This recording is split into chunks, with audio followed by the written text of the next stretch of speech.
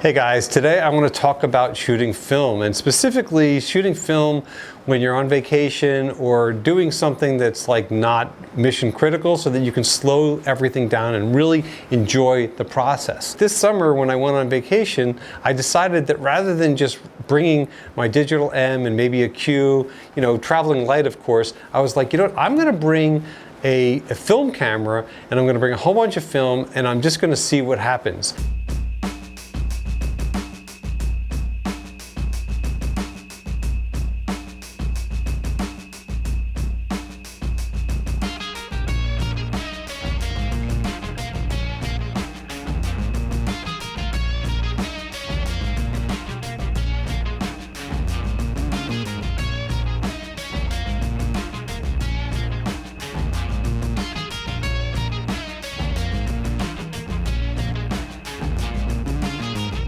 I brought the Leica MP, I brought the 50 Summilux, I brought a 35 Summicron, and that was my kit. And when I went out for the day, I loaded up a roll of film and I brought one lens with me because I really wanted to keep things simple. I really wanted to simplify what I was doing and kind of just commit to that. So for the day, for example, if I had the 50 on here, that's it. I'm seeing the world in 50 millimeters. Now definitely 50 is not always the best choice because it's a little bit close at times, but you know what? That's kind of the commitment you make when you're just going out with one prime lens, and I'm really glad that I did. And it's a good exercise just to kind of be able to see the world at one focal length. This camera is nice because it's got a light meter and you can influence the light meter by changing the film speed, and other than that there's really no automatic controls on here, so you're doing everything manually. This video is brought to you by Squarespace, and you guys know how much I love Squarespace. In fact, I use it for my own website, adamlernerphoto.com. Recently I completely overhauled my website and I used the latest version of Squarespace, which is so robust and powerful and really easy to use. You guys can demo Squarespace for 14 days with no obligation, but any time if you want to sign up, you can save 10% on your website and domain with code ADAM, A-D-A-M. You're setting your shutter speed manually, you're setting your aperture manually, and you're focusing manually, cocking the shutter obviously, and then releasing it as well.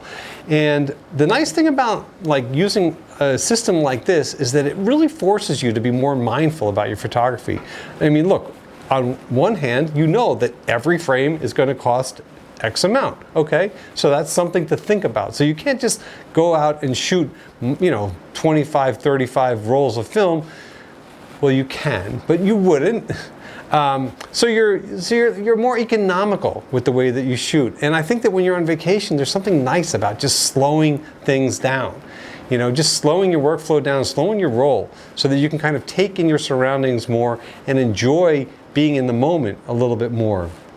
And that's what I like about this. Originally, I brought a ton of film. I brought enough film pretty much to shoot like a roll of film every day, which was like an incredibly lofty ambition, but I did end up shooting like 11 rolls, a mix of color and black and white. And I'm happy with both, actually. The black and whites look really cool, and the thing about going to a Greek island is that there's a timeless aspect to it. And I think that shooting film on a Greek island is cool because it definitely still preserves, there's parts of the island that really kind of look like time has not changed that much over the last 30, 40, 50 years. So when you're shooting it on film, it just kind of adds that timeless look to it.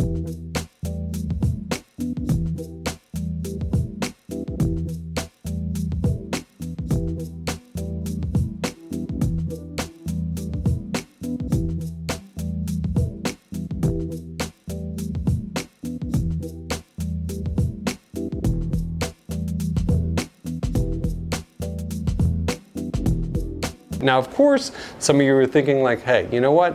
If I want that film look, I can just put some presets on there, add a little bit of grain, desaturate, blah, blah, blah, whatever. Okay, sure, yes. You can certainly give your digital images a filmy look.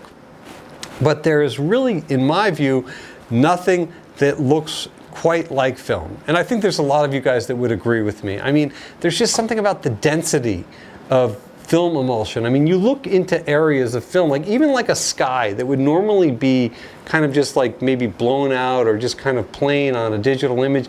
There's texture in there, there's details in there that you just don't normally get because film is so resilient. You know, even the way you expose, you know, like I'm not relying, like yes, there's a meter in here, but I'm not setting it to do evaluative metering where it's taking into, you know, shadows and highlights and kind of giving me like this overall balanced exposure. I'm basically either metering for the shadows so that I don't lose detail in there, or I'm metering for the highlights so I don't blow my highlights out, and I'm kind of coming up with a balance. I also know that if I overexpose a little bit, actually even sometimes a lot, that it's easy to recover because film is so incredibly resilient.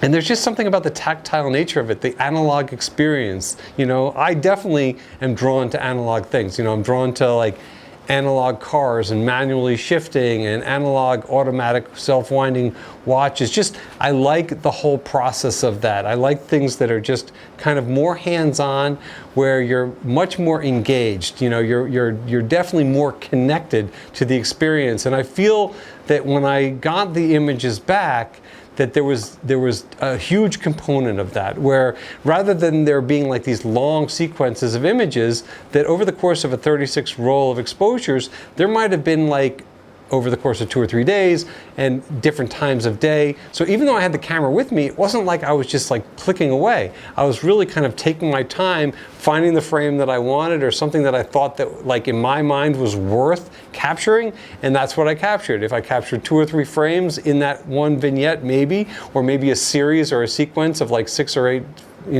frames, and that was it. And I love the way that the story of the vacation, of my time there, kind of unfolded that way, with all these kind of, intentional gaps, so that you go back in your mind and your mind fills in those memories, because I was more mindful, I was more present, I was more, there. I wasn't just sitting there with a camera, stuck up to my face shooting all the time.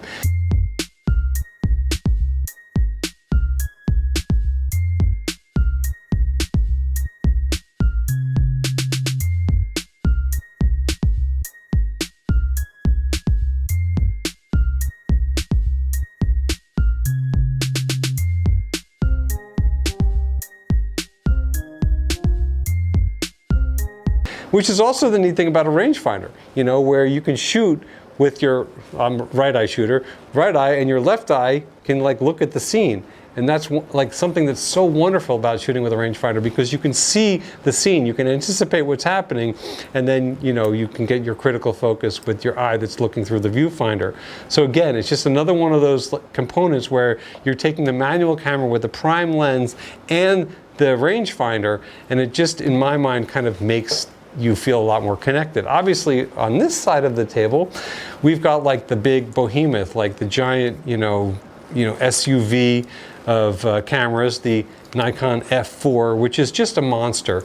And I absolutely love this thing. It's so incredibly fast and agile. Unlike this, which is fully manual, this does so much heavy lifting for you. Autofocus, the shutter goes up to 1/8,000th of a second. So you definitely do not need to be as mindful about your film speed, because you're able to crush so much more ambient with this camera, despite the resiliency of film. I mean, it automatically winds the film for you, it automatically unwinds the film for you, but the shooting experience is just absolutely wonderful. And using these old AFD lenses, these Nikon lenses, they're just incredible. I mean, you can get into this kind of a system for a fraction of the Leica stuff. Now granted, we're talking about like a brick, a paperweight, I mean, this thing is like a freaking monster.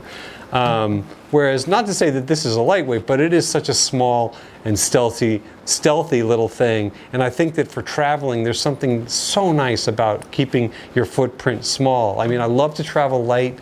When I travel, I like to bring like a carry-on, even if I'm going for weeks. I really just try to keep everything to a minimum. I have like all of my gear on my back, on a backpack, so it's like I might have 1 or 2 film bodies or camera bodies, a couple of lenses, and that's about it. I really don't want to be bogged down, and I like, in a sense, kind of limiting my choices.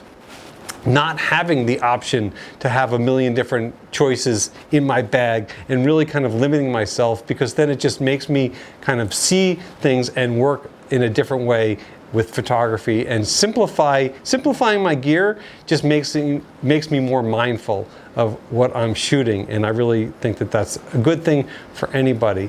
And you know, even now it's like I'm shooting all kinds of stuff with film. I'm shooting, you know, if I go to a car event, I'm shooting car events, I'm doing portraits, I'm doing some of my commercial work actually I'm shooting.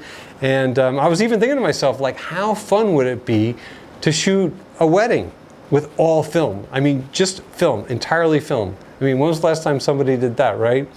So, I mean, if you guys want, you know, if there's anybody out there that's thinking about, you know, having their wedding shot and they want it shot entirely on film, you know, hit me up. I'd love to do it and see what that would entail. But in the meantime, if any of you guys have film cameras that you haven't dusted off in a while, you know, I recommend doing it. You know, just grab your film camera, grab a roll or two of film. You know, it doesn't have to be fancy, expensive film. You know, you could get some Kodak Gold or whatever it might be. Run a roll or two of film through it and see what you get. And I think you might be pleasantly surprised. And in fact, if you do it, I'd love for you to share it with me. You can share it with me on Instagram. My Instagram's Adam Lerner. Or you can email me at brooklynphotoworks@gmail.com. I'd love to see what you guys come up with. That's it for now. If you have any questions or comments, please leave them below. And we'll see you soon.